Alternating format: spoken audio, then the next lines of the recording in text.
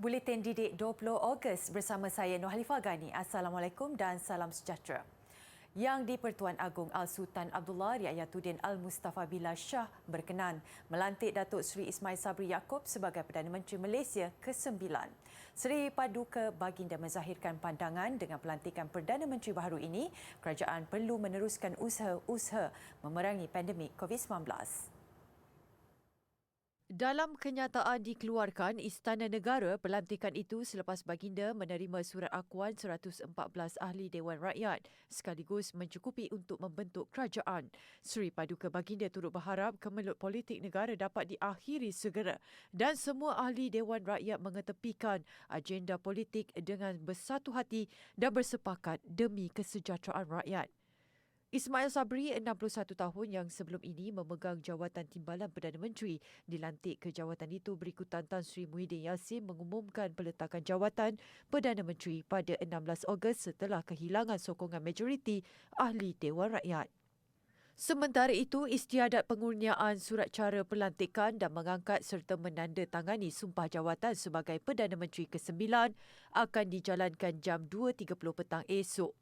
Terdahulu, Yang di-Pertuan Agong berkenan berangkat menghadiri dan mempengerusikan perbincangan khas Raja-Raja Melayu di Istana Negara siang tadi. Perbincangan khas ini berlangsung selama 2 jam setengah bermula jam 2.30 petang. Kekangan dan batasan akibat kesan pandemik COVID-19 terusnya pelaksanaan Perintah Kawalan Pergerakan menyebabkan orang ramai merindukan perkara yang dahulunya dianggap biasa. Ini termasuk keinginan untuk aktiviti dine-in atau makan di restoran. Setelah berbulan lamanya menikmati makanan berbungkus dan di rumah, penduduk di negeri fasa 1 PPN bersyukur dan teruja untuk kembali mengunjungi restoran serta makan di luar dengan membudayakan SOP ditetapkan. Tinjauan dilakukan di sekitar Putrajaya. Pusat pentadbiran kerajaan ini antara beberapa negeri fasa 1 yang diluluskan kemudahan tambahan bagi sektor sosial meliputi aktiviti dine-in bermula hari ini. Kali terakhir kebenaran makan di restoran di Putrajaya adalah pada 12 Mei iaitu lebih 3 bulan lalu. Rasa seronok juga dapat duduk sama-sama dengan kawan-kawan makan kan, tapi risau juga. Sebab dekat kedai makan ni kita tahu juga tempat yang mudah untuk berjangkit. Jadi yang penting kita jaga SOP lah. Saya sendiri pun akan ikut apa-apa saja saranan daripada pihak kerajaan dan untuk kebaikan kita bersama. Memang terubat. Apatah lagi kalau dapat air tangan ibu di kampung, lagi baiklah. Di pihak pengusaha premis kedai makan, persiapan telah dibuat sejak malam semalam bagi menerima pelanggan selain memastikan SOP dipatuhi sepenuhnya. Seorang pekerja turut dikhususkan untuk menyemak sijil digital vaksinasi. So pagi kita je set up balik aja. So pagi-pagi memang dah ada dah orang dine-in. Memang ada. Tapi ikut SOP lah, kita tengok dia punya My Sejahtera dia dah dos kedua selepas 2 minggu. Oh, ada yang happy lah, dia orang check in hari ni dapat check in. Ada yang happy lah, ramai yang happy juga. Jadi akak pun happy? Happy. Kalau mengikut daripada pengalaman yang daripada PKP yang sebelum ni, jadi lepas tu dibenarkan dine-in, lepas tu PKP balik kan. Jadi kita tengok memang ada sikit lah dia punya graf naik turun tu. Jadi kalau kita nak bandingkan take away atau berbungkus dengan makan di sini, saya rasa makan di sini tu lagi boleh menaikkan graf jualan lah. Aktiviti makan di restoran meliputi beberapa kemudahan tambahan selepas mengambil kira perkembangan positif kadar vaksinasi lengkap populasi dewasa di seluruh negara melebihi 50%. Dalam pada itu, kes baharu COVID-19 terus mencatatkan peningkatan apabila merekodkan jumlah tertinggi 23,564 hari ini berbanding semalam 22,948 kes. Ketua Pengarah Kesihatan Tan Sri Dr. Nur Hisham Abdullah berkata, perkembangan terbaru itu menjadikan jumlah kumulatif lebih 1.5 juta kes setakat ini. Selangor kekal merekodkan kes tertinggi iaitu sebanyak 6,974, diikuti Sabah 2,738, Sarawak 2,548, Kedah 1,932 dan Kuala Lumpur 1,652 kes.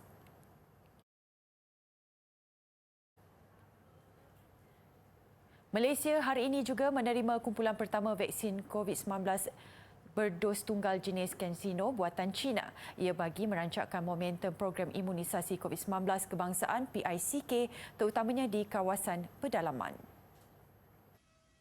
200,000 dos vaksin itu yang dibangunkan oleh CanSino Biologics Inc. dari China tiba di KLIA kira-kira 8.45 pagi tadi melalui penerbangan Malaysia Airlines. Pasukan Petugas Khas Imunisasi COVID-19 CITF dalam satu kenyataan memaklumkan dos vaksin berbentuk produk akhir yang diterima hari ini adalah sebahagian daripada 3.5 juta dos vaksin CanSino yang telah ditempah oleh Malaysia. Penghantarannya akan dibuat secara berperingkat. Vaksin CanSino mendapat kelulusan penggunaan bersyarat untuk kegunaan kecemasan di Malaysia oleh pihak berkuasa kawalan dadah PBKD pada 15 Jun lepas. Ia akan ditawarkan kepada negeri-negeri yang mempunyai kawasan pedalaman yang sukar diakses seperti Pahang, Sabah dan Sarawak. Susulan perkembangan banjir lumpur di Kedah, orang ramai terutamanya penduduk di kawasan terjejas kejadian fenomena kepala air Dian dinasihatkan untuk tidak berkumpul meninjau kawasan kemusnahan. Ketua Polis Daerah Yan, Deputi Superintenden Shahnaz Akhtar Haji berkata, ini bagi mengelakkan wujud kluster baharu penularan COVID-19 memandangkan Yan berada dalam kategori zon merah. Kita menggunakan seluruh agensi-agensi yang berkaitan KKM, penerangan apa semua. Dan kita juga menggunakan hikmat rela untuk membantu dalam menyuraikan perhimpunan-perhimpunan. Ada sebarang tindakan yang mungkin diambil kalau ada yang masih enggan untuk mematuhi ataupun terus berada di lokasi? Kita akan tengok daripada semasa ke semasa perkembangan dia. Dan kalau ada yang masih berdegil tu kita ambil tindakan lah. Tapi setakat ni tidak ada apa-apa tindakan yang kita ambil. Pemantauan berterusan akan dijalankan bagi menjamin keselamatan penduduk. Pasukan polis dengan kekuatan 18 pegawai dan 22 anggota ditugaskan menjalankan rondaan di kawasan yang berisiko berlakunya kejadian banjir.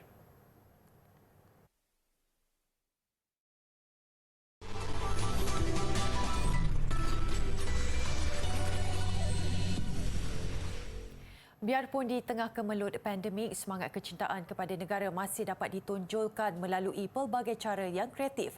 Projek Suara Anak Muda SAM oleh Jinius Seni Tari dizahirkan sebagai aspirasi anak muda kepada negara.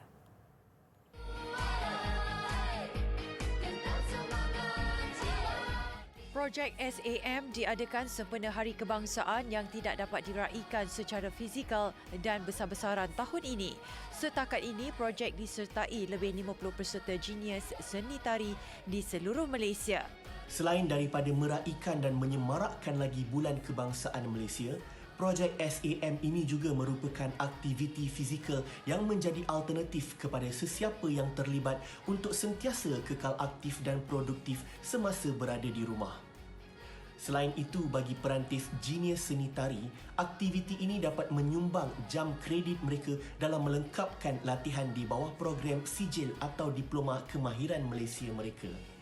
Usaha seumpamanya bukanlah pertama kali dilakukan bagi menyemarakkan semangat cinta negara dalam kalangan generasi muda.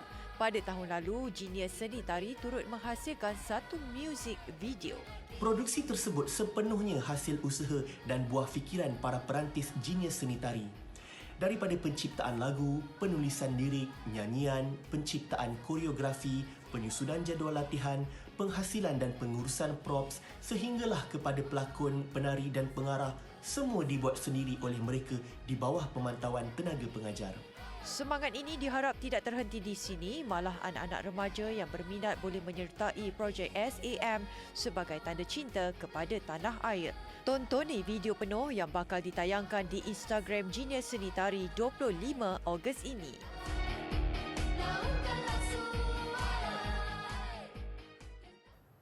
Ketiadaan murid tidak menghalang guru dan ahli jawatan kuasa Tabika Perpaduan untuk bergotong royong memasang serta mengibarkan jalur gemilang di kawasan Tabika masing-masing.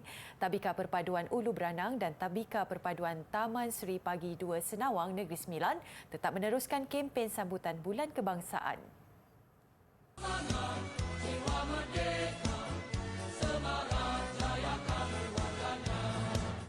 Kibaran jalur gemilang boleh dilihat di pekarangan Tabika Perpaduan Ulu Branang ketika ini.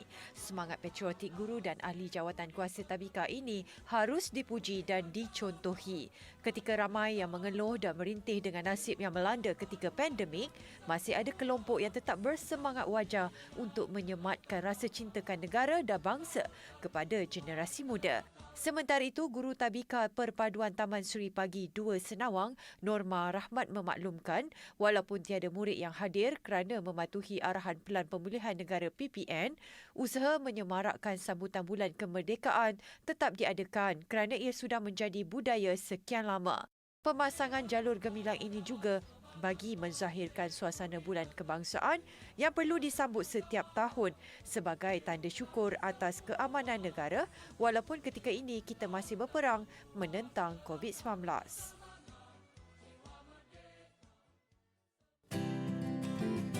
Berikut adalah sejarah nama Jalur Gemilang. Ia ditukar pada sambutan kemerdekaan ke-40 tahun 1957.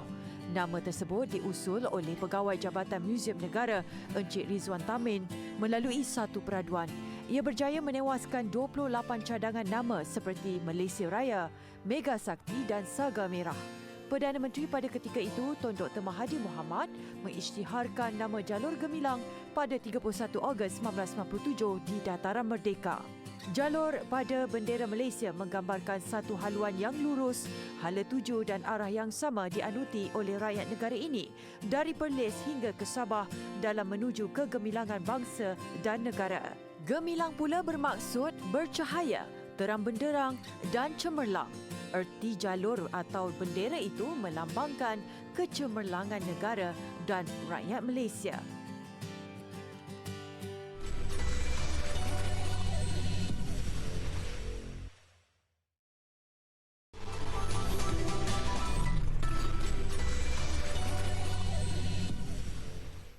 Pelancaran Bulan Kemerdekaan di daerah negeri Selangor berlangsung secara sederhana tetapi meriah siang tadi.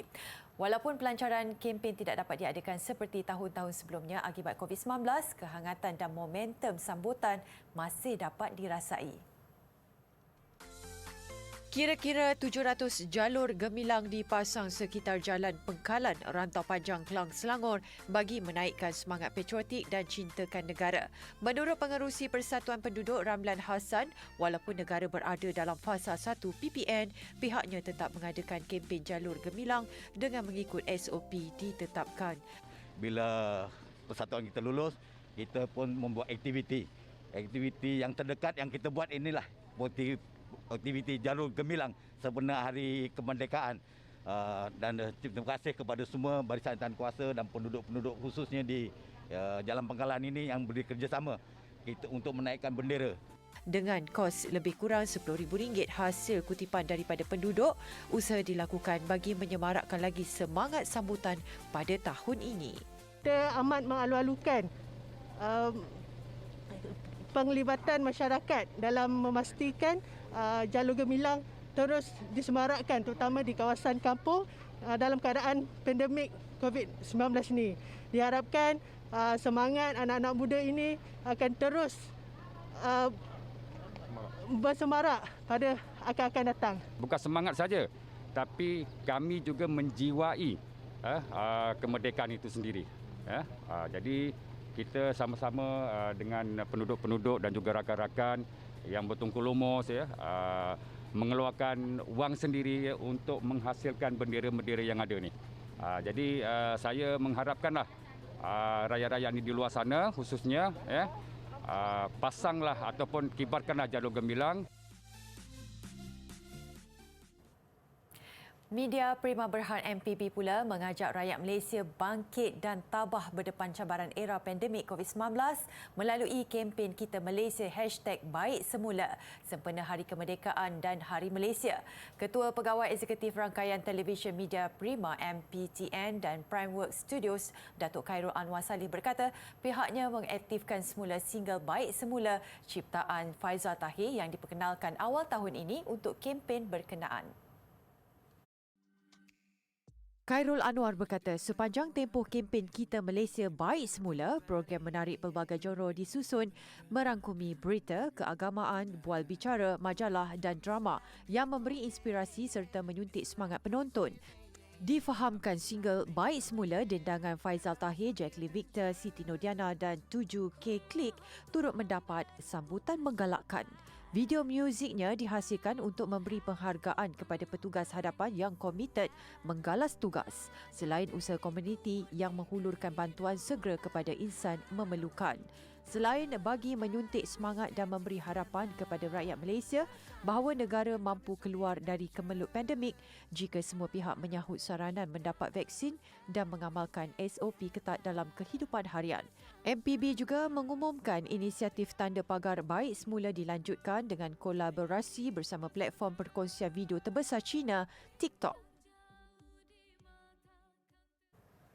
Baik, sedikit laporan luar negara. Angkasawan China sekali lagi berjalan di angkasa lepas hari ini, aktiviti kedua seumpamanya tahun ini. Dan menurut agensi angkasa lepas China, 2 angkasawan keluar untuk menjalankan kerja-kerja seperti memasang hentian kaki dan meja kerja di lengan robot di luar kapal angkasa, manakala seorang lagi membantu dari dalam kabin. Turut dilakukan kerja-kerja membabitkan unit pemanasan dan membetulkan kamera panorama. 3 angkasawan Cina terbabit telah bekerja dan menjalani kehidupan seharian di kapal angkasa Tiangong sejak dihantar ke angkasa lepas pada bulan Jun. Ini adalah kali ketiga China berjalan di angkasa lepas. Kali pertama pada 2008 diikuti yang kedua awal bulan lalu. China merancang untuk memastikan Tiangong beroperasi pada kapasiti penuh dengan jumlah kru lebih ramai menjelang Disember 2022.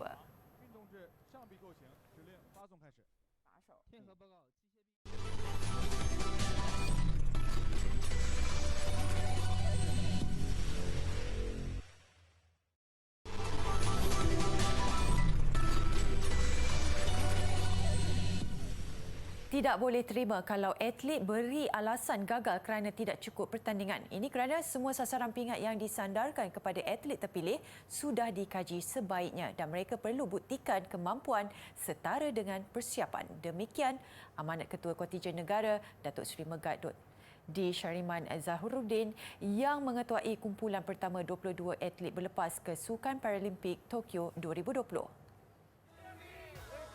Amanat itu lebih berbentuk peringatan, namun setiap atlet yang membawa nama Malaysia wajar sentiasa diingat dengan tanggungjawab mereka sewaktu dipilih ke temasya utama atlet para dunia itu.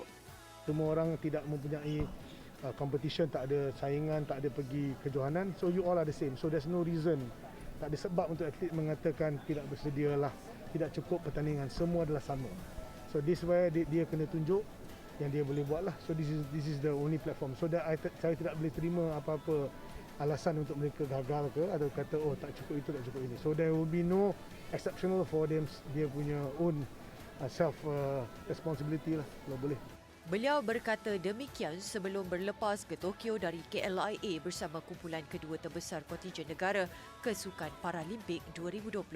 Malaysia menetapkan sasaran untuk membawa pulang 3 pingat emas menerusi 5 atlet iaitu 2 atlet para olahraga Muhammad Ziyad Zulkifli dan Abdul Latif Romli. Pemain para badminton Chia Lek Hoi, atlet para memanah S. Suresh dan atlet powerlifting Boni Bunyau Gustin. Datuk Seri Megat juga memaklumkan kesemua atlet sudah bersedia dengan sebarang kemungkinan sepanjang berada di Tokyo. Memandangkan Malaysia antara negara yang mencatat kes harian COVID-19 tertinggi, Jawatan Kuasa Penganjur masih melaksanakan SOP ketat antaranya menjalani ujian calitan setiap hari.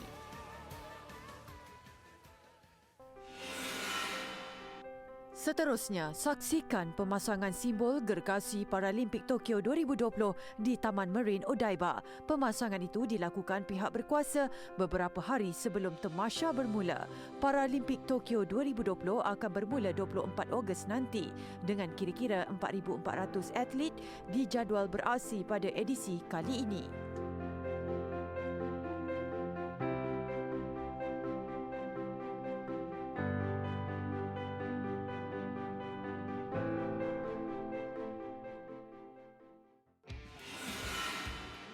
Menjelang pembukaan Paralimpik juga, Stoke Mandeville, sebuah perkampungan di Buckinghamshire, barat daya London, bertukar meriah. Lokasi ini diiktiraf sebagai warisan sukan Paralimpik dan sejak 2012 telah mengadakan upacara nyalaan obor The Paralympic Heritage Flame bagi menyambut ketibaan tamasya sukan golongan kurang upaya itu. Nyalaan obor disempurnakan pemenang emas 4 kali acara pingpong sukan Paralimpik Jane Blackburn serta juara renang 50 meter Paralimpik Rio Susie Rogers. Stoke Mandeville dinamakan sukan terawal bagi golongan kurang upaya apabila diadakan buat kali pertama pada 1948 untuk ahli sukan berkerusi roda. Daripada sukan inilah tercetusnya sukan Paralimpik pertama yang berjaya dilangsungkan di Rome, Itali pada 1960.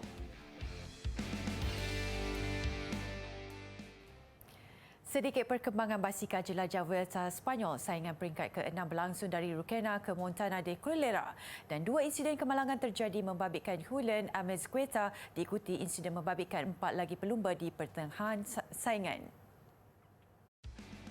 Pendahulu keseluruhan semasa, Kenny Elizon dari pasukan Trek Segafredo jelas bergelut kali ini dan mula ditinggalkan barisan kelompok pelumba termasuk tumpuan ramai Magnus Cort-Nielsen dari F Education Nippo. Strategi Nielsen yang mula mengorak kayuhan 5 km aksi berbaki nyata sukar dibaca lawan. Namun ketika tiba di penamat, dia hampir berjaya dicabar juara 2 kali Vuelta Primož Roglič.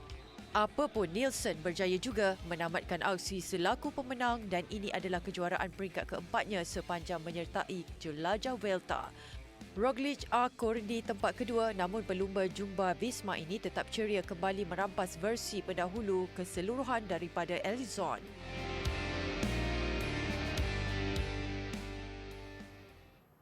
Baiklah, sesuai dengan tamasya Paralimpik di Jepun ketika ini, sebuah kafe di Tokyo menyediakan robot sebagai pelayan yang dikawal sepenuhnya oleh golongan OKU. Paparannya mengakhiri Buletin Didik malam ini.